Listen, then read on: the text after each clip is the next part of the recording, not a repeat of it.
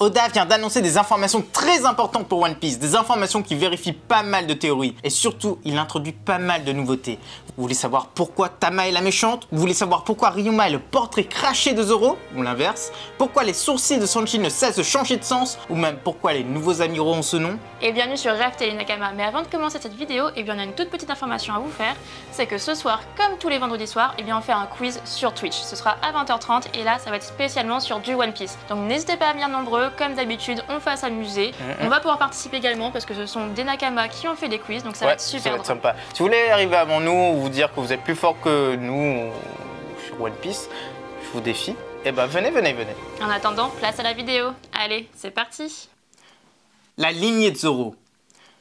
Durant des années, tout le monde a théorisé sur la lignée de Zoro, disant qu'il venait de Wano, qu'il ne venait peut-être pas de Wano, qu'il était le descendant d'Oshimaru, le grand samouraï de Wano, le descendant de Ryoma, ou on ne sait quoi. Nous, on a toujours eu notre avis là-dessus. Mais en tout cas, là, Oda, il révèle la solution. Il révèle l'arbre généalogique de Zoro. Et oui, il y a des théories qui sont confirmées, et ce qui est assez sympathique. Mais tout d'abord, il faut faire un petit état des lieux de la chose. Sur Thriller Bark, c'est la première fois qu'on entend parler des samouraïs avec Ryuma. À l'époque, le pays est uniquement évoqué, mais on voit bien que le zombie il ressemble bien à Zoro. Bon, il est puissant, mais pas totalement, parce qu'il n'est que la moitié du grand homme qu'il était à l'époque. Sur Pankasa, on en apprend un peu plus. Sur Wano, l'histoire des samouraïs est évoquée, car deux de leurs descendants étaient des daimyo. La branche de Yasui déjà, et celle de Shimotsuki Ushimaru, et son fameux renard Onimaru. Il y a même des personnages de l'art qui reconnaissent la ressemblance entre lui et le fameux Ryoma, le fameux borgne dieu des épées. Et là, dans le SBS du tome 105, Oda révèle tout. Il révèle la lignée des Shimotsuki.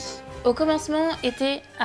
mauvaise histoire. Les Kozuki ont toujours régné sur Wano en tant que shogun. Ils avaient sous leurs ordres des daimyo en qui ils avaient toute confiance. Et parmi eux, il y avait les Shimotsuki, une grande famille de sabreurs. Et le premier d'entre eux dont on entend réellement parler, c'est Ryuma, le dieu des sables. Dans sa jeunesse, il parcourait le monde en quête d'adversaires dignes de ce nom. Il était tellement puissant qu'à chaque passage, les personnes aux alentours le nommaient King. Or lui-même ne le savait pas. Il rêvait absolument de rencontrer ce King. Il a même tranché un dragon lors d'une de ses aventures. Puis il est devenu extrêmement connu dans son royaume, à Wano. Et là, il a perdu un œil, mais dans des conditions inconnues. Mais en tout cas, il avait réellement le titre du plus grand épéiste. Les personnes se sont alors mis à connaître Wano sous le nom d'île des samouraïs grâce à lui. Et puis un jour, il est mort. Sa sépulture est devenue un des plus grands monuments de l'île. Et son sabre y fut même exposé. De nombreuses années plus tard, les Shimotsuki ont été connus comme étant le clan des sabres. Chacun de ces membres était enterré avec un sabre sur leur sépulture. Ils avaient même de grands forgerons parmi eux, dont le grand Shimotsuki Kozaburo. Il a forgé Enma alors qu'Oden n'avait que 4 ans et le lui a offert. Il a forgé le Wado Ishimonji. Et puis pouf, il a décidé de partir la même année. Il a pris le large avec 25 membres de son clan, direction East Blue. Parmi ceux qui l'avaient suivi, il y avait sa propre famille, mais aussi une femme du clan principal, Shimotsuki Furiko, qui aura une très grande importance pour la suite de cette histoire. À leur arrivée sur la plus faible des mers, ils ont sauvé un village de pêcheurs d'une domination de bandits, et 10 d'entre eux sont restés sur place. Le fameux Kozaburo a même épousé une des filles sauvées, et là, ils ont eu la descendance qu'on connaît tous. Le fameux Koshiro, le maître du dojo, puis qui aura lui-même Kuina, celle qui mourra par accident. Et là, c'est la partie la plus importante. La jeune Furiko aussi était restée sur place et elle épousera un épéiste sur place, un certain Pinzoro Roronoa. Ensemble, ils auront un fils, Arashi Roronoa, qui épousera Terra, la fille d'un bandit. Et ensemble, ils donneront naissance à ce fameux Zoro. Voilà l'histoire de cette grande famille. Mais il faut aussi rajouter des choses importantes. Son père, Arashi, mourra en combattant des pirates et sa mère mourra de maladie. Mais le plus important concernera sa grand-mère, la fameuse Furiko, qui en fait est la grande sœur d'Urashima, le daimyo qui a sauvé Yamato, celui qui a eu tant d'importance pour Wano et qui est mort en face de Kaido. Et du coup, ça en fait le grand-oncle de Zoro. Et donc là, vous comprenez que Ryuma est bien un ancêtre de Zoro. Mais par contre, il y a encore plein d'autres infos dans ce SBS.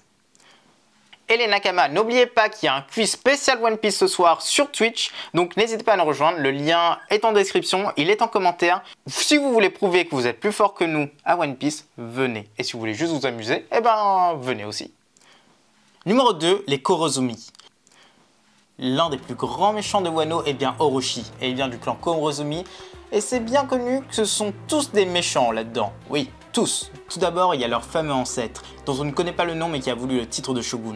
À l'époque, le shogun Kozuki n'avait pas d'enfant et il voulait choisir un des daimyo comme successeur. Pour avoir toutes les chances d'être celui sélectionné, le grand-père d'Orochi a décidé de tuer les daimyo les uns après les autres. Et il a réussi. Hélas, un enfant miracle est né, Sukuyaki. Et les méfaits de ce monstre ont été révélés. Il a été condamné à mort et sa famille fut déshonorée, forcée à fuir pour leur vie. Orochi a grandi dans cet environnement de haine et lors du retour de Semimaru et d'Igarashi, ces deux-là l'ont aidé dans sa vengeance. Tous pourris? Eh bien pas forcément, car une autre personne de cette famille a été révélée dans la SBS du tome 105. C'est la petite Tama. Elle s'appelle Kurozomi Tama. Ce nom est écrit sur la tombe de ses parents. Alors est-ce qu'elle est méchante? Bien sûr que non. Oda précise que le monde ne marche pas comme ça. Et il a forcément créé une représentante de ce clan gentillé comme tout. On ne se le cache pas, elle a de fortes chances de devenir la femme du shogun dans quelques années. Celle qui a sauvé tout le monde en convertissant les utilisateurs de Smile. Et ce serait la réconciliation des deux familles.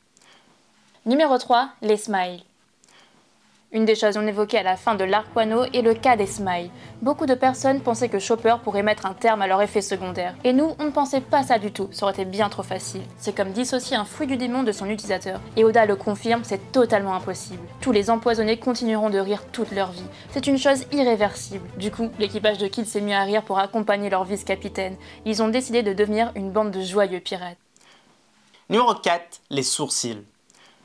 Oda s'est aussi exprimé pour les sourcils de Sanji, sur le fait qu'ils ont changé de sens durant la bataille et durant sa transformation en cyborg. Il le confirme, c'est à cause du Red Suit et de l'éveil du pouvoir de la science des Germains. Sanji, il n'est pas totalement devenu comme ses frères et sœurs, mais il a les pouvoirs qui correspondent à ses modifications génétiques. Mais maintenant, il n'a plus de Red Suit. Est-ce qu'Oda a confirmé que le pouvoir ne reviendrait pas? Non, pas du tout. Tout ce qu'il a dit, c'est que les sourcils sont redevenus corrects. Il rajoute que la résistance au feu n'est pas due au Red Suit, et que cette information sera dévoilée plus tard, il faut garder un œil sur Sanji. Numéro 5, les amiraux. Il y a un nouvel amiral qui a fait éruption dans le monde de One Piece. Le grand et le fameux, attention le spoil, passez à la section suivante si vous n'êtes pas à jour sur les scans. Ne vous inquiétez pas, tout est indiqué dans la timeline. Bref, on parle du fameux Aramaki, le taureau vert, celui qui voulait se la péter à Wano, mais qui a été bien ralenti par les fourreaux rouges, puis bien écrasé par Shanks et son équipage. Heureusement, il avait déjà fait autre chose juste avant, c'est l'arrestation du fameux Webbel. Comme vous le savez, les amiraux sont tous inspirés d'acteurs connus. Et lui, il n'y fait pas exception. Il est inspiré de Yoshio Harada. On a aussi vu un autre vice-amiral avec un surnom, Tensei, le cheval noir. Et lui aussi, il est inspiré d'un acteur, d'Akira Kobayashi. Numéro 6, les petites infos. Oda précise qu'il existe des BD dans le monde de One Piece. Ce sont à peu près des mangas. On a l'histoire de Sora, bien sûr, mais aussi Fire Dog, non ce n'est pas Akainu, Pokémon, une autre version de Pokémon, Monkey Ball et Marco-san. Et enfin, il a déclaré que les membres d'équipage arrivés de Grand Line, des Mugiwara bien sûr, ne connaissaient pas réellement les aventures d'East Blue. Les autres n'en parlent jamais, à l'exception d'Usopp, mais qui ment tout le temps sur le sujet. La communication dans cet équipage, elle est vraiment nulle.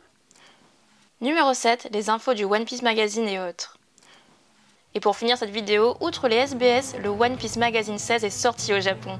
Et on peut y voir les fruits du démon de Lucci qui ressemble étonnamment à un léopard, et aussi celui de Boa Hancock qui fait fortement penser à l'amour et au partage. On a aussi une très belle illustration de Yamato en Oiran. Alors est-ce qu'elle est mieux que Yori? Eh bien c'est à vous de juger. Et enfin la première image d'anime d'Egghead vient d'être dévoilée. Et voilà les Nakama, cette vidéo est déjà terminée, donc on espère qu'elle vous a plu. Si c'est le cas, n'hésitez pas à laisser un petit commentaire, un petit like et à vous abonner si ce n'est pas déjà fait. A bientôt les accros de One Piece!